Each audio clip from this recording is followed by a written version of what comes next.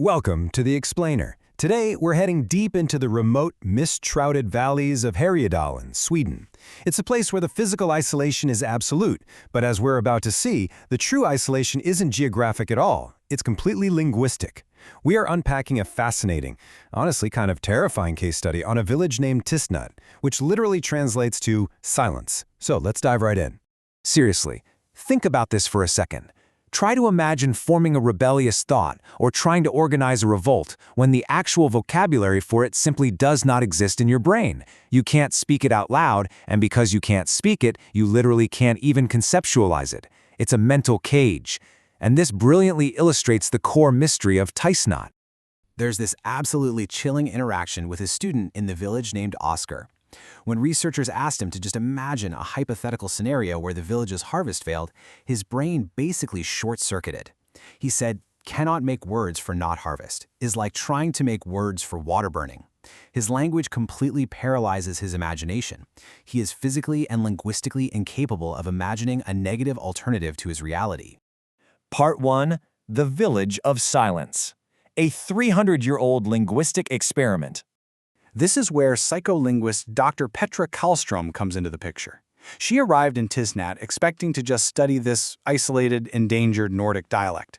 But instead, she found this eerie, impossibly peaceful utopia.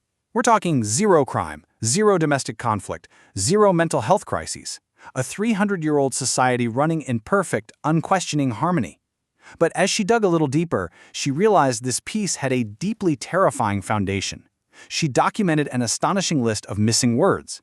The dialect didn't just have cultural taboos against bad behavior, the language actually lapped the words for rebellion, doubt, despair, or even rage. When a teenager named Maya tried to express individual selfish desires, she had to refer to them as ghost wants, basically treating them as dangerous, shadowy illusions that didn't fit the village's approved patterns of harmony.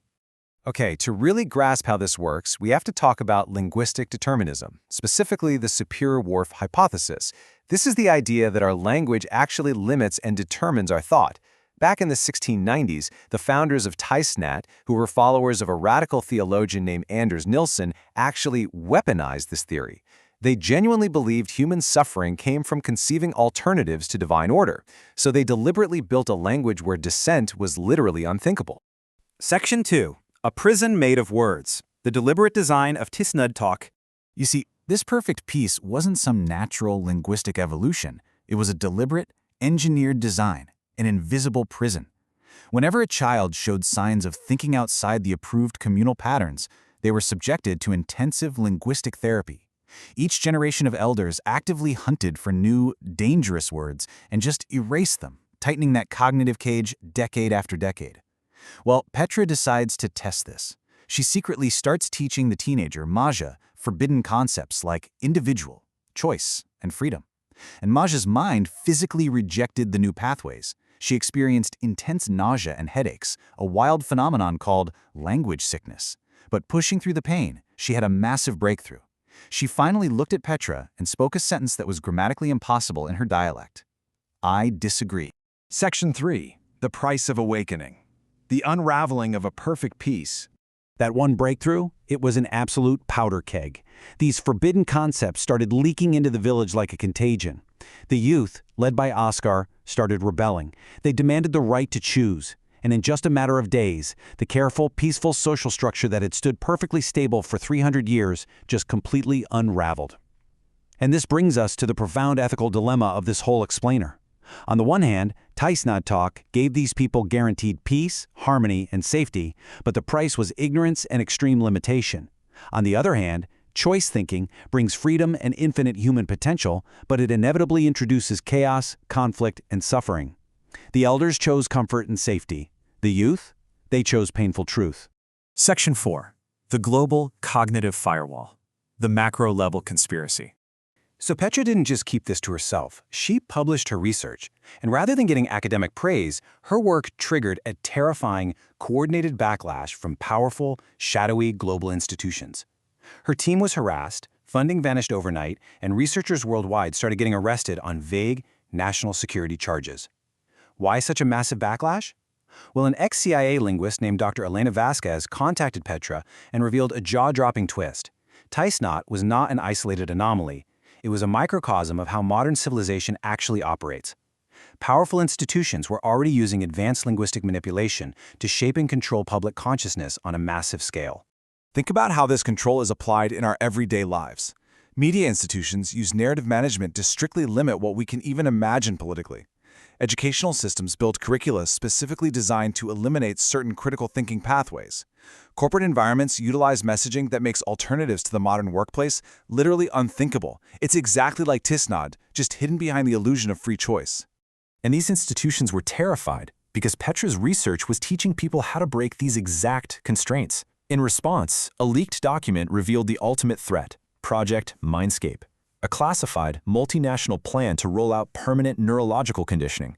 Through software updates, media subliminals, and education, they planned to build cognitive firewalls. The goal was to make the very concept of liberation permanently unthinkable for billions of people. Section 5. The Viral Liberation. Racing the 72-hour countdown. The researchers realized that to prevent humanity from being permanently locked in a cognitive prison, they had a terrifyingly brief window. They had to deliberately destabilize global consciousness and trigger a mass awakening before Project Mindscape could deploy. They were racing a 72-hour countdown, and here's how it went down. At hour 0, a brilliant software engineer named Maria Rodriguez hid consciousness-expanding concepts right inside routine social media algorithm updates. By hour 24, viral underground cognitive apps were actively teaching millions how to transcend their linguistic limits. By the 72-hour mark, when Project Mindscape's firewalls finally deployed, the human mind had already been awakened. The countermeasures were just too late.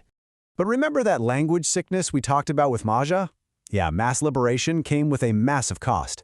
Projections showed that 15% of the entire global population experienced severe psychological disorientation and physical illness during this initial rapid awakening. It was a chaotic, painful period as millions of people suddenly recognized the artificial constraints they had been living under their entire lives. Section 6. The Future of Consciousness. A species becoming aware of itself. So, what happens when the dust finally settles? Fast forward 5 years, and we see a society that has fundamentally transformed. Humanity didn't collapse into total anarchy, thankfully. Instead, the species became conscious of its own consciousness.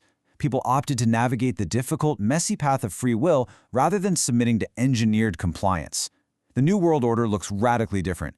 Cognitive autonomy is now treated as a basic life skill taught in global schools.